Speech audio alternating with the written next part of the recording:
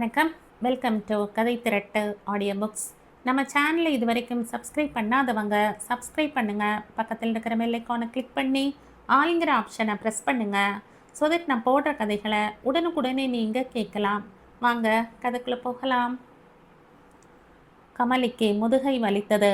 கொஞ்சம் நிமிர்ந்து கழுத்தை இப்படியும் அப்படியும் திருப்பி கைகளை மேலே தூக்கி உதறி சோம்பல் முறித்தால் தேவலை போல இருந்தது.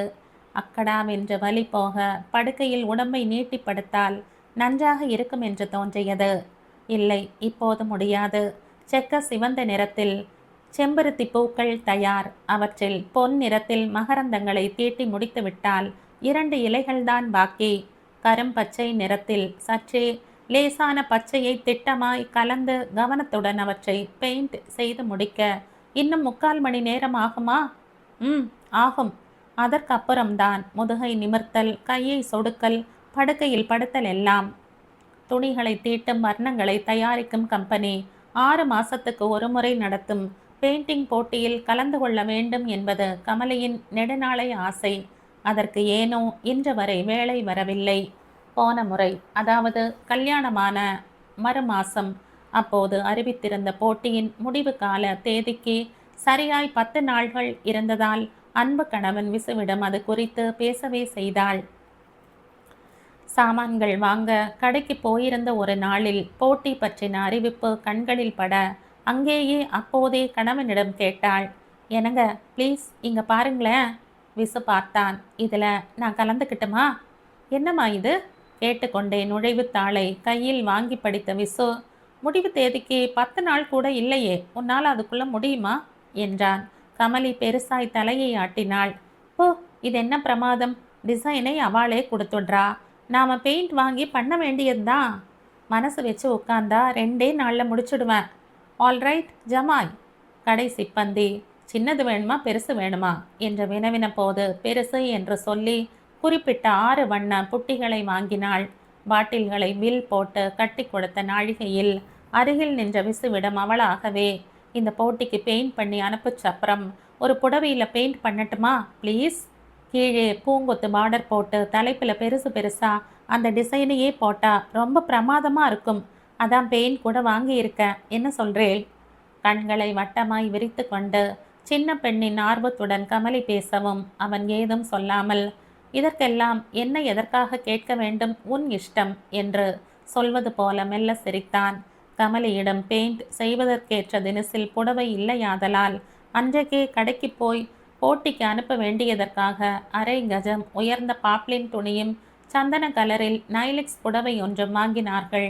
இரவு சாப்பாடானதும் கமலி டிசைனை எடுத்து சரி பார்த்து கொண்டாள். மறுநாள் பாப்லின் துணியை சதுரமாய் வெட்டி ஓரங்களை தைத்து முடிப்பதற்குள் தெருவில் லாரி ஒன்று சைக்கிள்காரன் மேல் மோதி ஏக அமர்க்களமாகிவிடவே அதை வேடிக்கை பார்ப்பதிலேயே அன்றைய பொழுது முடிந்து போனது. அடுத்த நாள் அவசரமாய் காய்கறி மளிகை கடைக்கு போக வேண்டிய ஜோலி இருந்தது.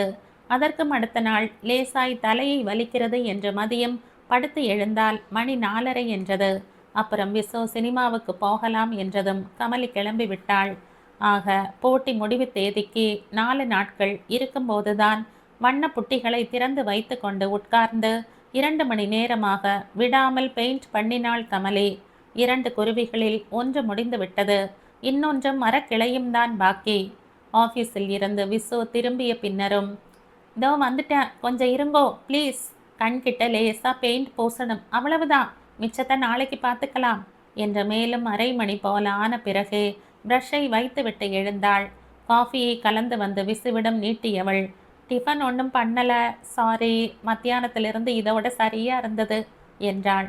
களைத்து போய் நிற்கும் மனைவியை பார்த்தால் விசுவுக்கும் பாவமாக இருந்தது. ராத்திரி எங்கேயாவது போய் சாப்பிடலாமா கமலி? உடம்பின் அலுப்பு சட்டென்று மறைந்து போக கமலி சந்தோஷமாய் சரி என்றாள். மறுநாள் காலையில் கணவனுக்கு சிற்றுண்டி கொடுக்க சாப்பாட்டு டேபிள் மேல் பரப்பி வைத்திருந்த பெயிண்ட் வகையறாக்களை எடுக்கும் போதுதான் கமலி அதை கவனித்தாள். முதல் நாள் அலுப்பின் காரணமாகவோ இல்லை வெளியில் சாப்பிட போகும் அவசரமோ தெரியவில்லை, பெயிண்ட் செய்த துணியை மேஜை மேல் வைத்து விட்டதில் வண்ணம் மேஜையோடு அப்படியே ஒட்டி கொண்டு விட்டிருந்தது. பீய்த்து எடுத்ததும் குருவியின் இறக்கையில் சில இடங்களில் பெயிண்ட் திட்டு திட்டாய் விட்டு போனது. அடக்கடவுளே திரும்ப பெயிண்ட் தடவி சரி பண்ணலாம் என்றால் நன்றாக இருக்காதே? ஒட்டு கொடுத்த மாதிரி அசிங்கமாய் அல்லவா இருக்கும்? அப்படியானால் இந்த துணியை தூர எறிந்துவிட்டு புதுசா இன்னொன்றை தீட்ட வேண்டுமா? கமலிக்கு கண்கள் கலங்கி போயின. டிஃபன் சாப்பிட வந்த விசுவிடம், இங்க பாருங்களேன் என்ற துணியை நீட்டினவளின் கண்களில் நீர் கரைகட்டி கொண்டது. ஓ காட், வீணா போயிடுதா? நிஜமான கரிசனத்துடன் பேசிய விசு, வேற துணி வாங்கி இன்னொன்று பண்ணிடுமா, இதுக்காக ஏன் வருத்தப்படுற என்றான். எத்தனை கஷ்டப்பட்டு நேத்திக்கு போட்டேன், முதுகு வலிக்க வலிக்க எத்தனை நாழி பெயிண்ட் பண்ண தெரியுமா? திரும்ப துணி வாங்கி ஓரம் மடித்து தைச்சு டிசைனை காப்பி பண்ணி, ஐயோ போர் அடிக்கும், ப்ளீஸ் நான் பண்ண போகிறதில்ல. முகத்தை சுளுக்கி கொண்டு கமலி பேசின போது விசு ஒன்றும் சொல்லவில்லை. டிஃபனை சாப்பிட்டு எழுந்தவன், நான் வரேன் கமலி, நாழி ஆயிடுத்து என்ற காரில் ஏறி ஆஃபீஸுக்கு போனான். அதோடு இந்த விவகாரத்தை அடியோடு மறந்து போனாள் கமலி. பெயிண்ட் செய்யவென்று வாங்கின புடவையை பிளெயினாகவே ஒரு நாள் உடுத்தி கொண்டாள். அதுவே நன்றாக இருக்கிறது என்று அவள் தோழிகளில் சிலர் சொல்ல, இதை இப்படியே பிளெயினாக தான் கட்டிக்க போகிறேன், ப்ளீஸ் இதான் நன்னா இருக்குல்ல என்று ஒரு நாள் விசுவிடம் கூறின போது அவன் தன் வழக்கமான சிரிப்பு ஒன்றையே அன்றும் சிரித்தான். சரியாய் 6 மாசங்கள் கழித்து, அதாவது போன மாசம் திரும்ப இந்த பெயிண்ட் தயாரிப்பாளர்கள் போட்டியை அறிவித்ததும் கமலிக்கு பழையபடி ஆசை மூண்டது. இந்த முறை முதல் பரிசு ஸ்பெஷலாய் காஷ்மீருக்கு இருவர் போய் அங்கு 10 நாள்கள் தங்கும் செலவு என்பதை படித்ததில் இருந்து கமலிக்கு மனசு துருதுருவென்றது. காஷ்மீருக்கு விமானத்தில் பயணம், அங்கு படகு வீட்டில் 10 நாட்கள், எல்லாமாய் 5000 ஆகாதா? ஏன் ஆகாது, தாராளமாய் ஆகும். நன்றாய் முனைந்து இந்த தடவை போட்டியில் கலந்து கொண்டால் என்ன? போன தடவை குருவிகள் போட்டியில் வெற்றி பெற்ற பெண்மணி செய்திருந்த வண்ணப்படத்தை பத்திரிகையில் பார்த்தது இப்போது கமலிக்கு திடும் என்று நினைப்புக்கு வந்தது. முதல் பரிசு 2000 வாங்கிய படமாகவா அது இருந்தது? அதைவிட நான் எத்தனை ஜோராய் பண்ணி இருந்தேன். ஆமாம், இவ்வளவு சுமாராய் பெயிண்ட் செய்ததற்கு பரிசு என்றால் கண்டிப்பாய் நான் கலந்து கொண்டால் பரிசு எனக்குத்தானே. முயற்சி பண்ணினால் என்ன? விடாமல் யோசனை பண்ணிய பிறகு கமலி இந்த முறை போட்டியில் கலந்து கொண்டே தீருவது என்று தீர்மானித்தாள். முடிவு செய்து பெயிண்ட் பாட்டில்களை திறந்து பார்த்தவளுக்கு கப் என்றது. அத்தனை புட்டிகளும் வர்ணங்களும் கட்டி தட்டி போயிருந்தன. ஏன் இப்படி? அவற்றை தூக்கி கொண்டு அன்றே கடைக்கு ஓடினாள். தவறு உங்க மேலதாம்மா, காத்து போகாம நீங்க இறுக்கி மூடி வைக்கல, அதான் எல்லாம் வீணா போயிடுச்சு. நான் நல்லா தான் மூடி வச்சிருந்தேன், நீங்க நல்ல பெயிண்ட் கொடுக்காம ஏற்கனவே கட்டியா போனது கொடுத்துட்டீங்க. அது என்னம்மா நல்ல பெயிண்ட் கெட்ட பெயிண்ட்? நீங்க வாங்கும்போது செக் பண்ணித்தானே வாங்குனீங்க, அப்புறம் என்ன? மேற்கொண்டு கடைக்காரனுடன் விவாதிக்க மனம் இல்லாமல் புதுசாய் 4 புட்டிகளை வாங்கி கொண்டு வீட்டுக்கு வந்தாள். இரவு சாப்பாட்டின் போது மட்டும் ஆசை தீர கடைக்காரனையும் பெயிண்ட் தயாரிப்பாளரையும் வைத்து தீர்த்தாள். கொஞ்சம் கூட பொறுப்பில்லாமல் எப்படி பேசினா தெரியுமா? சாரிம்மா, இப்படி ஆயிடுச்சுன்னு ஒரு வார்த்தை சொல்லலை. அமெரிக்கான இப்படி நடக்குமா? அங்கே சாமான்களோட தரம் மோசமாக இருந்தா கோர்ட்டுக்கு இழுத்துடுவா இல்லையா? என்ன இருந்தாலும் அமெரிக்கா தான். அந்த மாதிரி நம்ம நாடு என்னைக்கு ஆகுமோ? ஒருவித ரசிப்போடு சிறு பிள்ளைத்தனமாய் கமலி பொறிந்து தள்ளுவதை பார்த்து கொண்டிருந்த விசு புன் சிரிப்போடு சாப்பிட்டு எழுந்த பிறகுதான் கமலி ஓய்ந்தாள். ஓர் இலைக்கு தேவையான வண்ண கலவைகளை கலந்து கொண்டு மெல்லிய பிரஷை அதில் தோய்த்து முதலில் இலைக்கு கரை கட்டினாள் கமலி. லேசாய் தீட்டி தீட்டி இலையினுள் வர்ணம் பூசும்போது இந்த பெயிண்ட் மூலம் தானே நாம் முதலில் விசுவை சந்தித்தோம் என்பது நினைவுக்கு வர உதடுகள் புன்னகையில் விரிந்தன. கமலிக்கு சொந்த ஊர் தஞ்சாவூருக்கு பக்கத்தில் இருந்த கருத்தட்டாங்குடி. அப்பா சங்கரன் ஹைஸ்கூல் வாத்தியார். கமலியையும் சேர்த்து அவருக்கு 5 பெண்கள். 5 பெண்கள் பெற்றால் அரசனும் ஆண்டியாவான் என்பார்கள். அப்புறம் சங்கரனை பற்றி சொல்வானேன்? ஆனால் தரித்திரத்திலும் சங்கரனுக்கு ஓர் அலாதி அதிர்ஷ்டம் இருக்கவே செய்தது. சங்கரனின் தாயார் ரவிவர்மாவின் ஓவிய மாதிரி இருப்பாள். தாழம்பூ மஞ்சள் நிறம், கருப்பு கண்கள், நீளமான இமைகள், வெற்றிலை போட்ட மாதிரி சிவந்த உதடுகள், முழங்காலை இடிக்கும் தலைமுடி என்று மிக அமர்க்களமாயிருப்பாள். சங்கரனின் ராசி அவர் மனைவி பங்கஜமும் பங்கரை இல்லை. ஆக பெண்கள் 5 அழகு கூட்டமாய் பிறந்து வளர்ந்தன. முதல் 3 பெண்களையும் நீ முந்தி நான் முந்தி என்று அவர்களின் அழகுக்காக கையில் கால் காசு வாங்காமல் மாப்பிள்ளைகள் கொத்தி கொண்டு போய்விட்டனர்.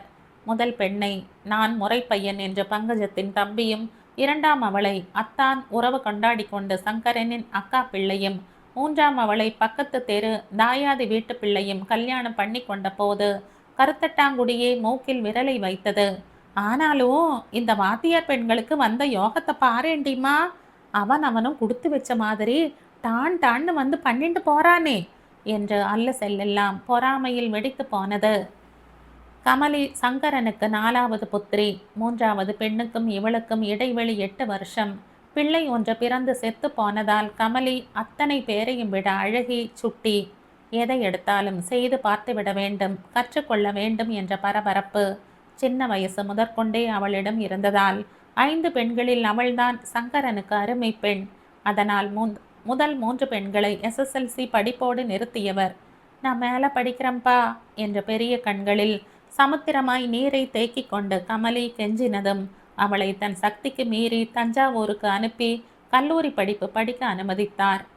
PUC முடித்து BA எக்கனாமிக்ஸ் 2வது வருஷம் கமலி படிக்கையில் யாரும் எதிர்பாராத தினசில் அவள் கல்யாணம் குதிர்ந்தது. அப்போது தசராவுக்காக விடுமுறை விட்டிருந்த சமயம் கருத்தட்டாங்குடிக்கு புதுசாய் குடி வந்திருந்த டாக்டர் ஜெகநாதனின் மனைவி, இதனால் சென்னையில் குடித்தனம் பண்ணியவள், பொம்மை செய்வது, துணிகளில் பெயிண்ட் செய்வது போன்றவற்றில் தேர்ச்சி பெற்றவள் என்பதை கேள்விப்பட்டு தானாக வலிய அந்த மாமியுடன் சிநேகிதம் செய்து கொண்டு விடுமுறை நாள்கள் வீணாய் போகாமல் அத்தனையையும் கமலி கற்றுக்கொண்ட அந்த ஒரு நாளில் மதியம் 3 மணி இருக்கும் டாக்டர் வீட்டுக்கு போகலாம் என்று தெருவில் இறங்கி நடப்பதற்கும் அவள் அருகில் ஒரு ஃபியட் கார் வந்து நிற்பதற்கும் சரியாய் இருந்தது. திரும்பி பார்த்தாள். கருப்பு கண்ணாடி, அடர்த்தியான மீசை, கன்னத்தை மறைத்து கொண்ட கிருதா. எக்ஸ்கியூஸ் மீ, டாக்டர் ஜெகநாதன் வீடு எங்க இருக்குன்னு சொல்ல முடியுமா? கமலிக்கு ஆச்சரியமாய் இருந்தது. நாம் போகும் இடத்துக்கே ஒருத்தன் வழி கேட்கிறானே என்று. இப்படியே நேரா போய் அரச மரத்தடி பிள்ளையார் கிட்ட வலப்பக்கம் திரும்பினா மணியக்கார மாமா வீட்டை தாண்டி திரும்ப வலப்பக்கம் திரும்பினா வேத பாடசாலை வரும். அதுக்கு 3வது வீடு. என்ன அரச மரத்தடியிலிருந்து எப்படி? கமலிக்கு சிரிப்பு வந்தது. நான் அங்கே தான் போகிறேன், வாங்கோ, வழி காட்டுறேன். காரில் ஏறிக்கலாமே. கமலி அவனை ஒரு கணம் முழுசாய் பார்த்தாள். இள வயசுக்காரனாய் இருக்கிறான். எதற்கு பொல்லாப்பு என்று தோன்ற. இல்லை, நான் நடந்தே வரேன் என்றாள். அவள் நடந்து போக தகிக்கிற வெயிலில் அவன் மாப்பிள்ளை அழைப்பில் வண்டி ஓட்டுகிறவன் மாதிரி அவள் பின்னால் ஊர்ந்து கொண்டு போனான். அந்த 5 நிமிஷத்தில் அவளை அவன் எத்தனை நுணுக்கமாய் கவனித்திருக்கிறான் என்பது 4 நாள்களிலேயே தெரிந்து போனது. டாக்டரின் ஒன்றுவிட்ட அண்ணனின் பிள்ளை விசு என்கிற விஸ்வநாதன் IITயில் படிப்பு முடித்துவிட்டு சென்னையில் கம்பெனி ஒன்றில் 2000 சம்பளத்தில் இருக்கிறான். பெற்றவர்களுக்கு ஒரே பிள்ளை. அப்பா கல்லடை குறிச்சியில் மிராசுதாரர்.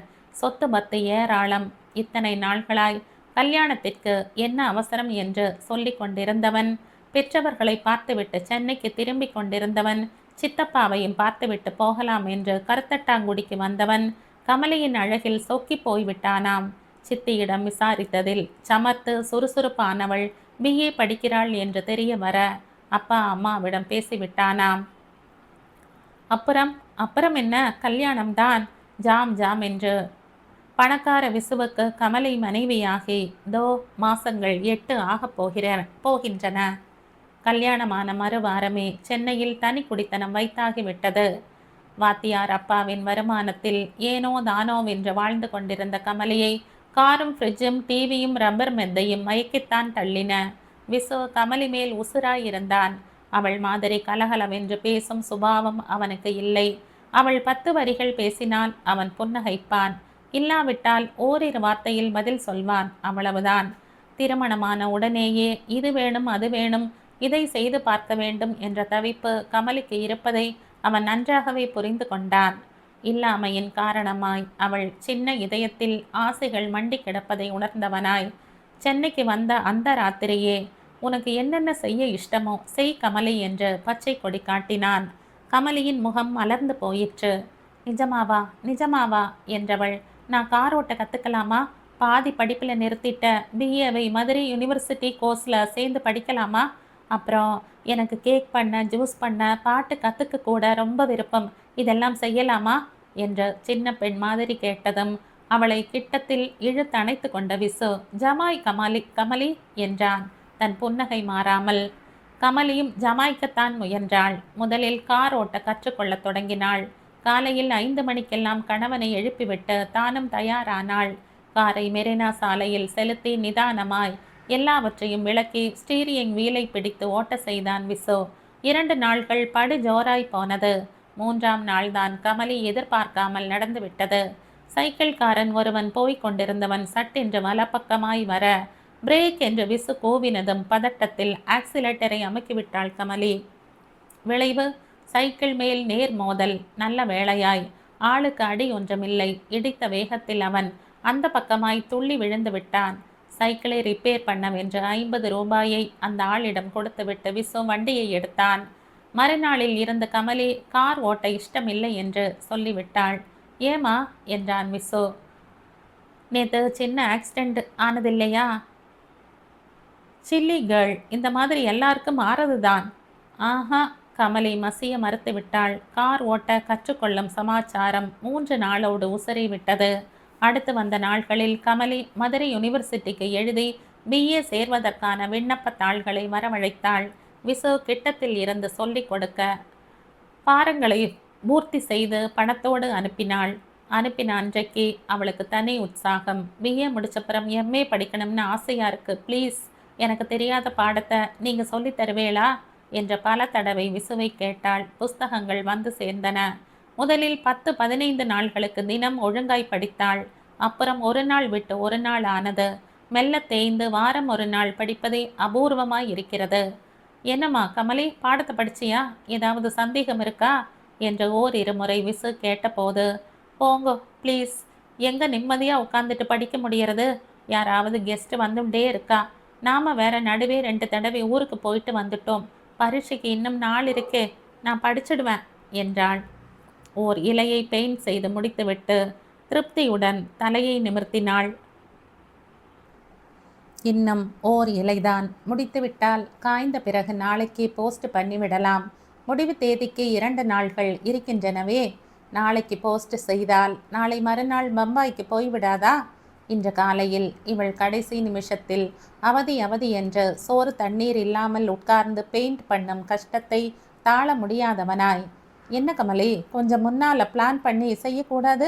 ஏன் இப்படி லாஸ்ட் மினிட்ல சிரமப்படுற என்று விசு கேட்டபோது கமலியிடம் பதில் தயாராயிருந்தது. நானும் ஒரு மாசமா பண்ணணும்னு தான் நினைக்கிறேன். எங்கே ஒழியிறது? பாட்டு கிளாஸ், லேடிஸ் கிளப்னு சரியா போயிடுறதே. ஆயிற்று. இன்னும் அரை மணி. அப்புறம் ஹாயாக எழுந்து ஆஃபீஸில் இருந்து கணவர் திரும்பும் முன் நல்ல டிஃபனாய் செய்து விடலாம். கமலியின் மனசில் எண்ணங்கள் எழுந்த அதே வினாடியில் வாசல் அழைப்பு மணி பாடியது. புருவங்கள் சின்னதாய் சலிப்பில் சுருங்க எழுந்த கதவை திறந்தவளின் முகம் வந்திருந்த நபரை கண்டதும் பூவாய் மலர்ந்து போனது. சுமித்ரா, எதிர் வீட்டு சுகுமார் IAS-இன் அருமை தங்கை. அமெரிக்காவில் டாக்டர் கணவருடன் குடித்தனம் செய்பவள். இப்போது 2 மாச லீவில் தாய் வீட்டுக்கு வந்திருப்பவள். அமெரிக்காவின் பெருமைகளை ஓயாது கமலிக்கு சொல்லி அவள் வாயை பிளக்க செய்பவள். ஹாய், என்ன பண்ணுற? உள்ளவா சுமி? ஒன்றுமில்ல, சும்மா ஏதோ பெயிண்டிங் ஒர்க். உட்கார நேரமில்ல கமலி, உடனே நீ கிளம்பணும். எங்கே? அமெரிக்காவில் இருக்கிற என் ஃப்ரெண்ட்ஸ் சில பேர் பட்டுப்புடவை வாங்கிட்டு வான்னு சொல்லியிருக்காங்கல்ல, அதை போய் வாங்கிட்டு வரலாம். வா கமலி. இப்போ வா, நாளைக்கு போகலாமே சுமி? No, not possible. இன்னைக்கு வாங்கிட்டு வந்து நாளைக்கு பேக் பண்ணி எடை போட்டு பார்க்கணும். ஊருக்கு கிளம்ப 4 நாள் தானே இருக்கு. கிளம்புமா, உன் டேஸ்ட்டு நல்லா இருக்கு. நீ கூட வந்தா செலெக்ஷன் ஜோராக இருக்கும். வா கமலி. இதற்கு மேல் மறுக்க கமலியால் முடியவில்லை. கணவனுக்கு ஃபோன் பண்ணி விவரம் சொன்னாள். சாப்பாட்டு மேஜை மேல் பெயிண்டிங்கை அப்படியே பரத்தி போட்டுவிட்டு வீட்டை வேலைக்காரியை பார்த்து கொள்ள சொன்னவள் சுமித்ராவோடு கிளம்பினாள். இந்த தடவையும் பெயிண்டிங் போட்டியில் கலந்து கொள்ள முடியாமல் போனதே என்று ஒரு நிமிஷம் நெஞ்சில் குறுகுறுத்த குற்ற உணர்வு. காரில் ஏறிய பின் சுமித்ரா அமெரிக்காவை பற்றி ஏதோ சொல்லத் தொடங்கியதும் மாயமாய் மறைந்து போனது. இன்னைக்கு ஆஃபீஸ்லேருந்து கொஞ்சம் சுருக்க வர முடியுமா? டவுனுக்கு போய் ஜூஸ் கிளாஸுக்கு தேவையான சில சாமான்கள் வாங்க வேண்டியிருக்கு. ஆஃபீஸுக்கு புறப்படும் முன் விசு டிஃபன் சாப்பிட்டு கொண்டிருக்கும் போது கமலி அவனை கேட்டதும் சரி என்று சொல்லி புறப்பட்டு போன விசு மறக்காமல் 4 மணிக்கெல்லாம் வீட்டுக்கு வந்து விட்டான். அவன் உள்ளே நுழைந்த போது தலையும் வேஷமுமாய் கமலி ஹாலில் உட்கார்ந்திருந்தாள். அவளை சுற்றி கலர் கிரேப் பேப்பர் துண்டுகள், ஒரு பக்கம் மைதா மாவு பசை, இன்னொரு பக்கம் மெல்லிய கம்பிகள். இவனை கண்டதும் அவள் முகத்தில் வியப்பு. ஹாய், என்ன இவ்வளவு சுருக்க? நீ தானே வர சொன்ன? அதுக்காக 4 மணிக்கெல்லாம் வந்துட்டேளே. நீங்க வர 5 ஆகும்னு நான் ரெடி ஆகாம இருந்துட்டேன். தோ 1 மினிட். செய்து கொண்டிருந்ததை அப்படியே வைத்துவிட்டு கமலி எழுந்தாள். சோஃபா மேல் சாய்த்து வைத்திருந்த காகித மலர்களை எடுத்து விசுவின் முன்னால் நீட்டினாள். எப்படி இருக்கு? நேத்து லேடிஸ் கிளப்ல கத்துக்கிட்டு தா. நீங்க வர்றதுக்குள்ள முடிக்கணும்னு பார்த்தேன், முடியல. அவள் நீட்டிய மலர்களை பார்த்தான் விசு. நிஜ ரோஜாக்களைப் போலவே மிகுந்த அழகுடன் அவை இருந்தன. லவ்லி என்று அவன் சொன்னது சந்தோஷத்தை தர கமலி உள்ளே ஓடினாள். அரை மணியில் இருவரும் கிளம்பினர். டவுனில் ஒரு குறிப்பிட்ட கடைக்கு போக சொன்னாள் Kamali. Citric acid, KMS, orange, அன்னாசி, எலுமிச்சை, திராட்சை பழங்களுக்குரிய கலர், எசன்ஸ் என்று ஒரு நீள பட்டியலை வாசித்து சாமான்களை வாங்கி கொண்டாள். ஒவ்வொரு வகையிலையும் 4 பாட்டில் பண்ணி ஊருக்கு அனுப்பலாம்னு இருக்கேன். சின்ன பேக்கிங் வாங்கினா நினச்சி டவுனுக்கு ஓடி வரணும். அதனால் பெருசே வாங்கிடுறேன். என்ன ப்ளீஸ்? முதலில் கொஞ்சமாக வாங்கி பண்ணிப்பார். சரியாக வந்தால் மறுபடியும் இங்கு வந்து வேண்டியதை வாங்கலாமே என்று சொல்ல நினைத்த விசு கடைக்காரன் கூடவே இருந்ததால் கமலிக்கு தெரியாதா என்று பேசாமல் இருந்து விட்டான். பழ மார்க்கெட்டுக்கு போய் 1 கிலோ கருப்பு திராட்சை, 2 அன்னாசி, 1 டஜன் கமலா ஆரஞ்சு என்று தினசாகவும் வழியில் மளிகை கடையில் 6 கிலோ சர்க்கரையையும் வாங்கி கொண்டாள் கமலி. மறுநாள் முழுவதும் ஜூஸ் பண்ணும் அமளியில் கழிந்தது. பெரிய பெரிய பாத்திரங்களில் தனித்தனியாய் ஜூஸ்களை பண்ணியதும் பாட்டில்களை குறிப்புப்படி அலம்பி அவற்றில் ரசங்களை ஊற்றி வைத்தவளுக்கு ஏக பெருமை. கணவனிடம் சென்று எல்லாத்தையும் டேஸ்ட் பார்க்குறேளா என்று கேட்டு அவன் சரி என்றதும் டம்ளர்களில் கலந்து கொண்டு போய் அவன் முன் நீட்டி தானும் குடித்தாள். குடித்தவனின் முகம் கோணி போயிற்று. ஆரஞ்சு கொட்டைகள் அரைப்பட்டு போய்விட்டதால் அது கசந்தது. திராட்சையில் சிட்ரிக் ஆசிட் கூடிவிட்டதால் அது புளித்தது. அன்னாசி ஸ்குவாஷ் கொஞ்சம் நன்றாக இருந்தது. கிளப்பில் சொல்லி கொடுத்த மாதிரியே பண்ணியும் கூட எப்படி தப்பா போச்சு? நம்ம ஊர் சாமான்களோட தரம் அவ்வளவுதான். கடைக்கு கடை வித்தியாசம். இத்தனை பாடுபடுறதுக்கு சிவனேன்னு காசு கொடுத்து ஒரு பாட்டில் ஸ்குவாஷ் வாங்கிடலாம். சே! கமலிக்கு கண்மண் தெரியாத கோபம். 4 பாட்டில் ரசங்களையும் வேலைக்காரியிடம் தூக்கி கொடுத்தவளுக்கு இன்னொரு முறை ஜூஸ் பண்ண வேண்டும், ஊருக்கு அனுப்ப வேண்டும் என்ற ஆர்வம் எல்லாம் ஓடியே போனது. பஜன் கிளாஸுக்கு போகிறேன் என்று கமலி தடபுடலாய் தொடங்கியது முடிவில் புஸ்வானமாய் பிசுபிசுத்தது இன்னொரு தனிக்கதை. விஜயதசமி அன்றைக்கு பாட்டு கிளாஸில் சேரும் முன் ஆரம்பத்திலிருந்தே ஸ்ருதியோட பாடி பழகணும்னு சார் சொல்றார் என்று 550 ரூபாய் கொடுத்து அழகான தம்புராவை வாங்கினாள். 4 பாட்டுக்களை கற்றுக்கொண்ட பிறகு தனக்கே தம்புராவை சுருதி கூட்ட தெரியாமல் போனதால் 80 ரூபாய் கொடுத்து ஒரு சின்ன சுருதி பெட்டி 5 கட்டையில் வாங்குவது அவசியமாயிற்று. கமலிக்கு உண்மையிலேயே குரல் தேனாயிருந்தது. நன்றாக மனப்பாடம் செய்த பாடல்களை இரவு நேரத்தில் அவள் பாடின போது விசு கரைந்துதான் போனான். 3 மாசங்களில் கமலி 20க்கும் மேற்பட்ட பஜன்களை பாடம் செய்து பாடத் தொடங்கியதில் அவளை விட விசுவுக்குத்தான் சந்தோஷம் அதிகம். ஆனால் இந்த மகிழ்ச்சி நீண்ட நாள்களுக்கு நீடிக்கவில்லை. முதலில் லேசாய் முகத்தை தூக்கின கமலி நாள் ஆக ஆக உறக்கவே முணுமுணுக்கத் தொடங்கினாள். விஷயம் என்னவாம்? வாத்தியார் கொஞ்ச நாளாய் இவளை சரியாய் கவனித்து சொல்லிக் கொடுப்பதில்லையாம். மிஸ்ஸஸ் தாமோதரனைத்தான் கொண்டாடுகிறாராம். 10 பேர் ஒன்றாய் பாடம் படிக்கும் சமயத்தில் ஒருத்தியை மட்டும் ஆஹா ஓஹோ என்று புகழ்வது இவளுக்கு பிடிக்கவில்லையாம். மிஸ்டர் தாமோதரன் கவர்மெண்ட்ல செக்ரட்டரியா இருக்காராம்.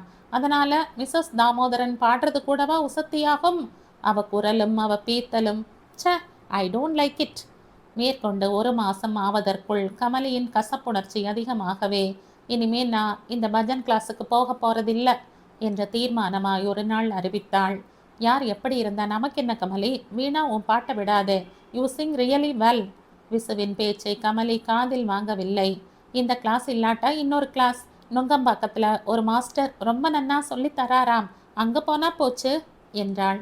நுங்கம்பாக்கமும் போகவில்லை, கோடம்பாக்கமும் போகவில்லை. லேடிஸ் கிளப்பில் கமலியின் ஈடுபாடு தீவிரமான பிறகு பாட்டு கிளாஸ் அடியோடு நின்று போனது நிஜம். கிட்டத்தட்ட 6 மாசமாய் பூட்டி கிடந்த அவர்களின் பக்கத்து வீட்டுக்கு அன்று விமோச்சனம் பிறந்தது. கமலி விசு வசித்த பிளாட் இந்த காலத்து நாகரீக மோஸ்தரில் கட்டப்பட்டது. சொந்தக்காரர் டெல்லியில் இருந்தார். கையில் ஏகமாய் பணம் புரண்ட காரணத்தால் 4 கிரவுண்டு நிலத்தில் ஒரே மாதிரி ட்வின் பிளாட்டுகளை கட்டி ஒன்றை 800 ரூபாய்க்கு இவர்களுக்கு வாடகைக்கு விட்டுவிட்டு இன்னொன்றை தான் சென்னைக்கு வந்தால் உபயோகிக்கவென பூட்டி வைத்திருந்தார். இந்த மனுஷர் இப்படி அநியாயமா பூட்டி வைக்காம யாருக்காவது வாடகைக்கு வீட்டை விடக்கூடாதோ? ஒரே காம்பவுண்ட், ஒரே முன் வாசல்னு வகையா இருக்கிறதுக்கு எனக்கு பேச்சு துணைக்கு ஆள் கிடைச்ச மாதிரி இருக்கும். பல நாள்கள் ஆதங்கத்துடன் பேசிய விஷயத்துக்கு அன்று முடிவு கட்டும் தினசில் டெல்லியில் இருந்து சொந்தக்காரர் ஃபோன் செய்து 1ஆம் தேதியில் இருந்து ஷிப்பிங் கம்பெனி ஒன்றில் வேலை பார்க்கும் அஸ்வத் தன் குடும்பத்துடன் குடிவரப் போகிறார் என்றது கமலிக்கு உண்மையிலேயே சந்தோஷத்தை அளித்தது. 1ஆம் தேதியும் வந்தது. லாரி நிறைய சாமான்கள் பின்னால் வர அம்பாசிடர் காரில் அஸ்வத், கல்பனா, அவர்களது பிள்ளை பெண்ணுடன் வந்து இறங்கினர். கல்பனாவை தவிர பாக்கி மூவரும் ஹார்லிக்ஸுக்கு விளம்பரம் கொடுக்கலாம், அத்தனை அழகாய் கச்சிதமாய் இருந்தார்கள். கல்பனா மட்டும் ரொம்ப சாதாரணம். இத்தனை அழகான அஸ்வத்துக்கு இவளா? இத்தனை ஸ்வீட்டான குழந்தைகளுக்கு இவளா அம்மா? மங்களூரை சேர்ந்தவர்களாம். அஸ்வத் சிவப்பாய் நெடுநெடுவென்று இருந்ததற்கேற்ப பிள்ளை பரத்தும் பெண் வீணாவும் இருந்தனர். 4 பேரையும் உள்ளே வந்து காஃபி சாப்பிட்டு போக விசு அழைத்ததும் வந்தார்கள். கல்பனாவும் குழந்தைகளும் மென்மையாய் பேசி சிரித்தார்கள். கேட்ட கேள்விக்கு அளவாய் பதில் சொன்னாள் கல்பனா. லாரி வந்துவிட்ட சப்தம் கேட்டதும் தேங்க்யூ ஃபார் தி காஃபி என்று சொல்லிவிட்டு அவர்கள் வீட்டுக்கு போய்விட்டார்கள். அவனும் குழந்தைகளும் இருக்கிறதுக்கு அவ போராது இல்ல. குழந்தைகள் அதிர்ஷ்டவசமா அவனை கொண்டிருக்குகள். அவளை கொண்டிருந்தா ரொம்ப சுமாராத்தான் இருந்திருக்கும். கமலி கூறியதற்கு விசு லேசாய் தலையாட்டிவிட்டு உள்ளே போய்விட்டான். 2 நாள்கள் செல்வதற்குள் பக்கத்து வீடே மாறித்தான் போனது. தோட்டக்காரன் ஒருவனை ஏற்பாடு செய்து வாசற்புறம் சுற்றுப்புறத்தை சீர் செய்ய சொன்னாள் கல்பனா. அன்று மாலையே டெம்போ ஒன்றில் பல குரோட்டன்ஸ் செடிகளும் சட்டிகளும் வந்து இறங்கியதை வாசலில் பாங்குற அடுக்கினாள். 4ஆம் நாள் அம்மா கொடுக்க சொன்னார் என்று வீணா தட்டில் எதையோ மூடி கொணர்ந்து தந்தாள். 10 குலோப் ஜாமூன்கள், 10 கட்லெட்கள் சுட சுட. ஆஃபீஸில் இருந்து வந்த விசுவுக்கு டிஃபனாக அவற்றை தந்த கமலி தானும் அவனோடு உட்கார்ந்து சாப்பிட்டாள். நைஸ், வெரி டேஸ்டி என்று ரசித்து கொண்டே விசு சாப்பிட்ட போது பண்ணினாளா இல்லை எங்கிருந்தாவது வாங்கிட்டு வந்தாளான்னு கேட்கணும் என்றாள் கமலி. பாத்திரங்களை திருப்பி கொடுக்கும் சாக்கில் பக்கத்து வீட்டுக்கு அன்றிரவு போன கமலி ஒரு நிமிஷம் திகைத்துத்தான் போனாள். எத்தனை அழகான டிராயிங் ஹால்! புது ரகத்தில் சோஃபா செட்டுகள், தடிமனாய் குஷன்கள், அவற்றிற்கேற்ற வகையில் கார்பெட், கர்டன்ஸ், இங்கும் அங்குமாய் பெரிய பளபளத்த பித்தளை தொட்டிகளில் பச்சை செடிகள். சாப்பாட்டறை, குழந்தைகள் அறை, படுக்கை அறை என்ற ஒவ்வொரு அறையும் அதே தினசில் கவர்ச்சியுடன் நறுவிசாக இருப்பதை பார்த்து கமலிக்கு ஆச்சரியம் தாங்கவில்லைதான். எண்ணி நாளே நாளில் இத்தனை அழகாய் ஒரு வீட்டை அலங்கரிப்பது சாத்தியமா? அதுவும் இவள் ஒண்டி பெண்மணியாய்? 10 நிமிஷங்கள் போல கல்பனாவுடன் அமர்ந்து பேசின பின் வீட்டுக்கு வந்த கமலி இது குறித்து பேசினாள். அவன் மூஞ்சியையும் அவளையும் பார்த்தா திகைப்பா இருக்கு. மத்தியானம் நான் வெளியில போயிருக்கிற நேரத்துல கம்பெனி ஆள்கள் யாராவது வந்து வீட்டை ஒழிச்சு டெக்கரேட் பண்ணி கொடுத்துட்டு போயிருப்பான்னு தான் எனக்கு தோன்றது. அவளை பார்த்தா இந்த நாகரிகத்துக்கும் அவளுக்கும் சம்பந்தம் இருக்கிறதா தோணலை. அடுத்த 10 நாள்கள் போவதற்குள் கல்பனா பார்ப்பதற்கு ஆள் எப்படி இருந்தாலும் வேலையில் பலே கெட்டிக்காரி என்பது தெளிவாய் புரிந்து போனது. சமையலுக்கு ஆள் கிடையாது. பூவாய், பூல்கா ரொட்டி, சப்ஜி தயாரிப்பதில் இருந்து கேக், ஐஸ்கிரீமா, பிசி பேளாவா, பதிர்பேணியா, எது வேண்டும் அத்தனையும் நாவில் ருசியுடன் கரையும்படி செய்ய அவள் கற்றிருந்தாள்.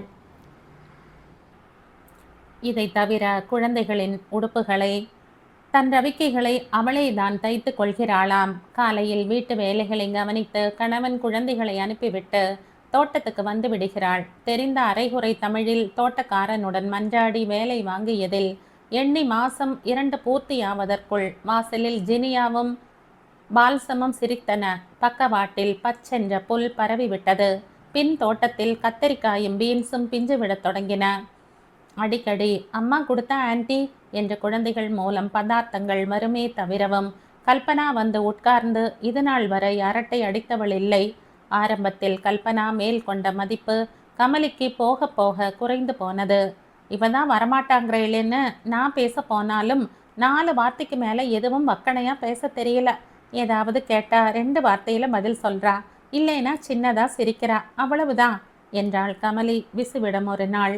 இந்த கல்பனாவுக்கு படிப்பில் நாட்டமே இல்லை. சர்க்குலேட்டிங் லைப்ரரிக்காரனை அனுப்பட்டுமான்னு கேட்டா ஸ்டார் டஸ்ட்லையும் ஸ்டார் அண்ட் ஸ்டைல்லையும் சினிமா வம்பை தவிர வேற என்ன இருக்கு, வேண்டாம்னுட்டா.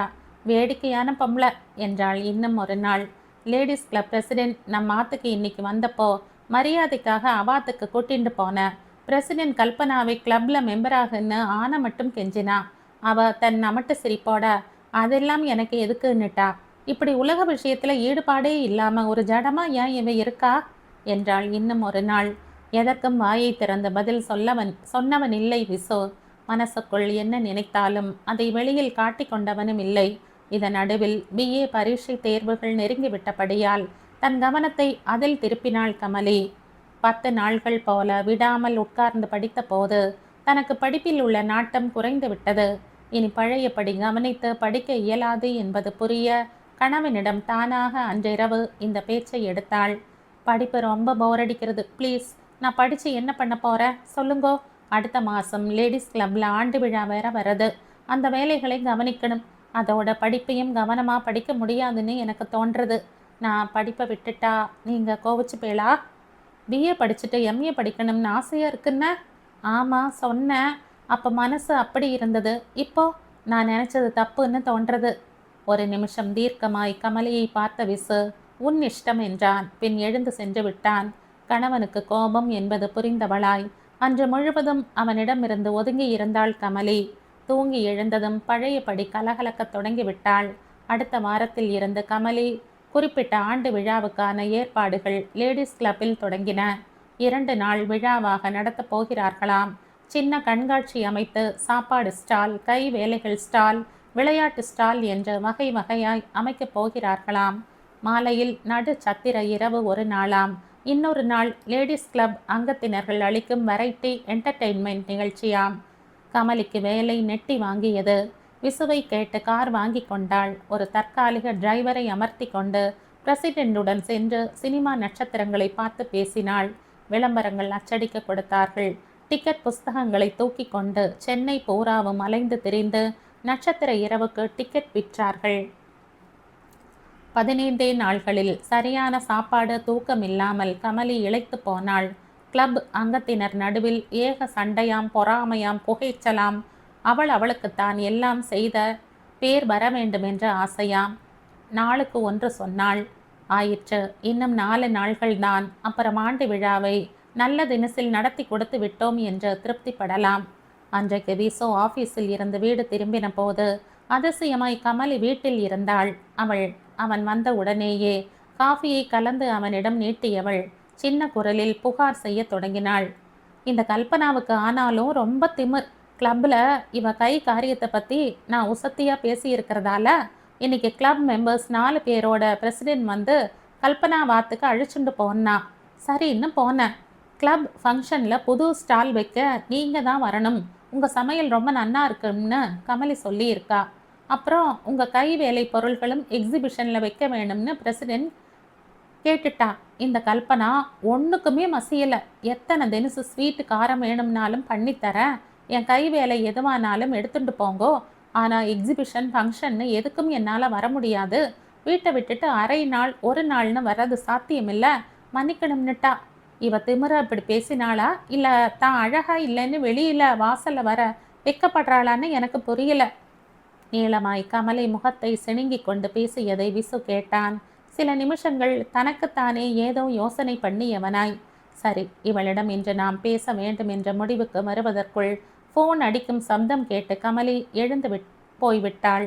அப்புறம் யாரோ வந்து விட்டதில் நினைத்ததை வெளியில் சொல்ல விசுவால் அன்று இயலாது போயிற்று. வருகிறேன் என்று 1 மாசமாய் பயமுறுத்தின ஆண்டு விழாவும் வந்துவிட்டது. காலையிலேயே வீட்டை விட்டு கமலி போய்விட்டாள். விளையாட்டு கூடத்துக்கு இவள் பொறுப்பாம். எந்த ஸ்டாலில் அதிக பணம் வசூலாகிறதோ அதன் பொறுப்பாளர்களுக்கு விசேஷ பரிசு உண்டு என்று அறிவித்திருந்ததால் ஸ்டால்கள் நடுவில் சரியான போட்டி. அன்று சனிக்கிழமை என்பதால் அரை நாள் ஆஃபீஸ் முடிந்து விசு வீட்டுக்கு வந்து விட்டான். சில நிமிஷங்களில் வாசல் மணி அடிக்க கதவை திறந்தான். அஸ்வத் நின்றிருந்தான். லேடிஸ் கிளப் விழாவுக்காக உங்கள் மிஸ்ஸஸ் போயிருப்பார்களே, தனியாக என்ன செய்கிறீர்கள்? எங்களோடு வந்து டீ சாப்பிடுங்களேன் என்று அழைக்கவே விசு போனான். சாக்லேட் கேக், சூடாய் வெஜிடபிள் சமோசா, தொட்டுக்கொள்ள புதினா சட்னி, ஏலக்காய் டீ, வாயும் மனசும் மனத்து போக அரை மணி கழித்து வீட்டுக்கு திரும்பினான்.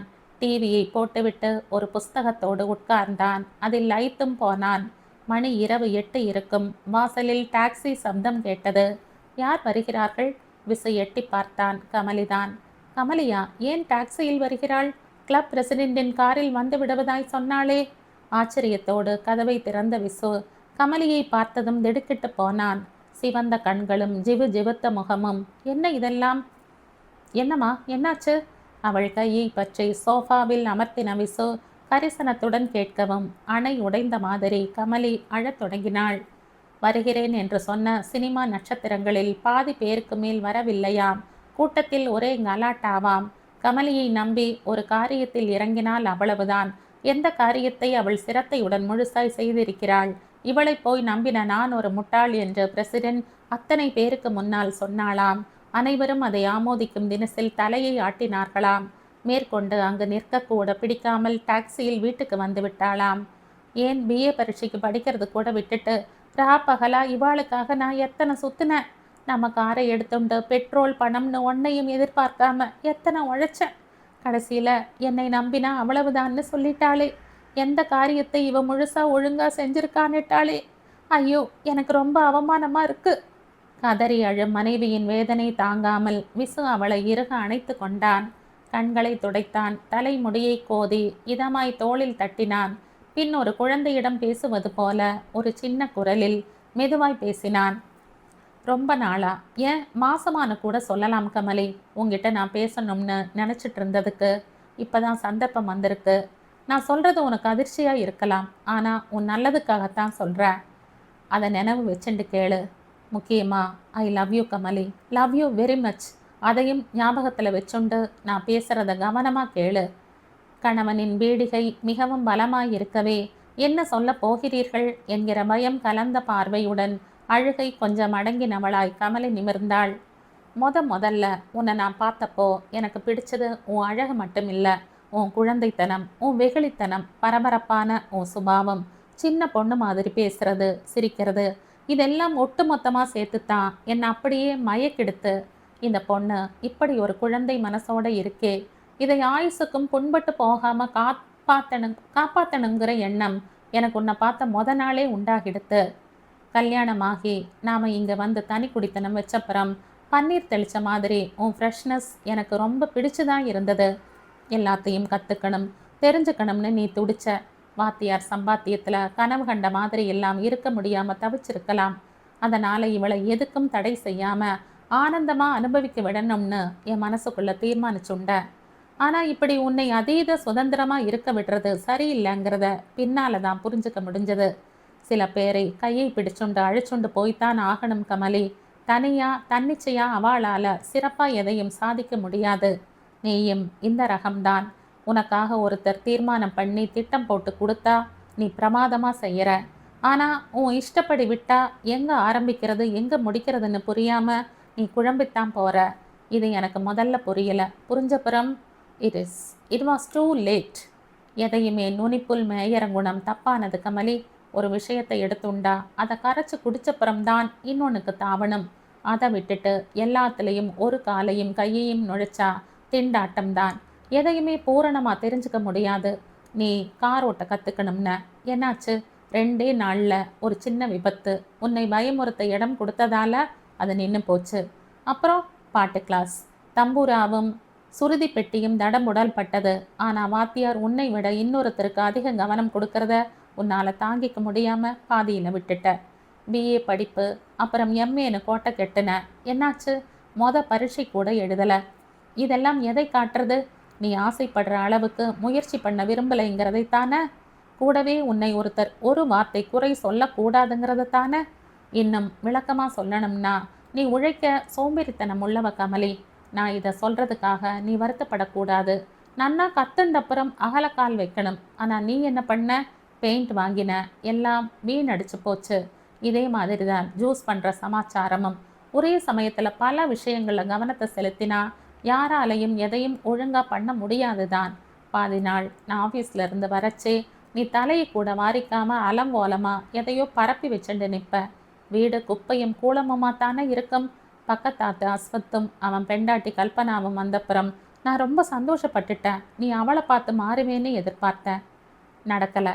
அதுக்கு பதிலாக அவளுக்கு 4 வார்த்தை பேச தெரியல, மனுஷாலோட பழக தெரியல, சரியான பட்டிக்காடுன்னு நீ கேலி பண்ண. உனக்கு தெரியுமா கமலி, கல்பனா ஒரு பிஎஸ்சி கிராஜுவேட்னு? அழகுலையும் கவர்ச்சியிலையும் எல்லாம் அடங்கிடலை. அதுக்கு மேலே நல்ல மனசு, கெட்டிக்காரத்தனம், திறமைன்னு பல விஷயங்கள் இருக்குது. மூச்சுக்கு 300 தரம் அமெரிக்கான்னு நீ பேசுறது உண்டு. அந்த அமெரிக்காவில் சிரத்தையும் உண்மையான உழைப்பும் ஒவ்வொருத்தர்கிட்டையும் உண்டு. கமலி, இதை ஏன் நீ நினச்சி பார்க்கல? உனக்கு கடவுள் அழகை கொடுத்துருக்கார், நல்ல மனசை கொடுத்துருக்கார். இத்தனையும் இருந்தும் சில அனாவசிய பழக்கங்களால் உன்னை மற்றவா குறைச்சலா மதிக்கும்படி நீ நடந்துக்கிற. கமலி, கல்பனா கிளப் அது இதுன்னு 4லேயும் மூக்கை விட்டுண்டு அவஸ்தைப்பட விரும்பலை. ஏதாவது ஒன்றை செஞ்சாலும் முழுசாக செய்யணும்னு அவன் நினைக்கிறா. அதான் சிறப்பு கமலி. என் கண்ணுக்கு அவள் ஒரு நிறை குடமாத்தான் தோன்றா. நீயும் எல்லாத்துலேயும் அவன் மாதிரி இருக்கணும்னு நான் ஆசைப்படலை.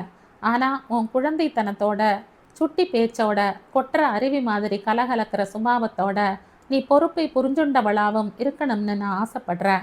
இது பேராசையா கமலி? இதை பற்றி நான் உங்ககிட்ட ஏன் இத்தனை நாளாக பேசலைன்னு நீ கேட்கலாம். முதல்ல உனக்கு தப்பாக இடம் கொடுத்துட்டேன். நான் இதை புரிஞ்சுண்டதே லேட்டாத்தான். அப்புறம் உன்னை ஏதாவது சொன்னா உன் அப்பாவோட அந்தஸ்தை, உன் ஏழ்மையை சொல்லி காட்டுறேன்னு நீ வருத்தப்படுவியோன்னு பயம், தயக்கம். Kamali, I love you Kamali. இப்படி லேடிஸ் கிளப் அங்கத்தினரெல்லாம் நான் உசுருக்கு உசுராக காதலிக்கிற உன்னை கண்டபடி பேசினதில் எனக்கு ரொம்ப வருத்தம் கமலி. இனிமேயாவது எல்லாரும் மெச்சுற தினசில் பொறுப்போடு நீ நடந்துக்கணும்னு எனக்கு ஆசையாக இருக்குது கமலி. இது நடக்குமா கமலி? விசுவின் குரல் கம்மி போயிற்று. அவன் உணர்ச்சி வசப்பட்டிருக்கிறான் என்பது துடித்த உதடுகளில் இருந்து தெளிவானது. ஒன்றுமே பேசாமல் அத்தனையும் உன்னிப்பாய் கேட்டுக்கொண்ட கமலிக்கு உடம்பும் மனசும் சிலிர்த்து போயின. எத்தனை உசந்த மனசு இது! எத்தனை அன்பு என் மீது இவருக்கு இருந்தால் இத்தனை மாசங்களாய் என் அசட்டுத்தனமான காரியங்களை பற்றி ஒன்றுமே சொல்லாமல் இருந்திருப்பார். என்ன உசந்த மனுஷர் இவர்! உடம்பின் ஒவ்வொரு அணுவிலும் சிலிர்ப்பு ஏற்பட 2 கைகளையும் விசுவின் கழுத்தில் மாலையாக்கினாள் கமலி. நிமிர்ந்து நிர்மலமான மனம் கண்களோடு கணவன் முகத்தை உற்று பார்த்தாள். பிறகு அவன் மார்பில் சாய்ந்து கொண்டு மெதுவாய் ஐ லவ் யூ என்றாள். மேலே எதுவும் பேச முடியாதபடி அவள் கண்களில் நீர் பூத்தது. அந்த ஐ லவ் யூவில் என்னை மன்னித்து விடுங்கள். இனிமேல் நான் உங்களுக்கு விருப்பமான கமலியாக வாழ முயற்சிக்கிறேன் என்ற வாக்கியமும் கலந்திருப்பது புரிந்தவனாய் சந்தோஷத்தோடு மனைவியை அணைத்த விசுவின் உதடுகளில் வழக்கமான புன்னகை ஒன்று விரிந்தது. 1980ஆம் ஆண்டு வெளிவந்த கதை இது. இந்த கதை உங்களுக்கு பிடிச்சிருந்தா லைக் பண்ணுங்கள், ஷேர் பண்ணுங்கள், சப்ஸ்கிரைப் பண்ணுங்கள். மற்றும் ஒரு இன்ட்ரெஸ்டிங்கான கதையோட அடுத்த வீடியோவில் சந்திப்போம். பாய். தேங்க்யூ.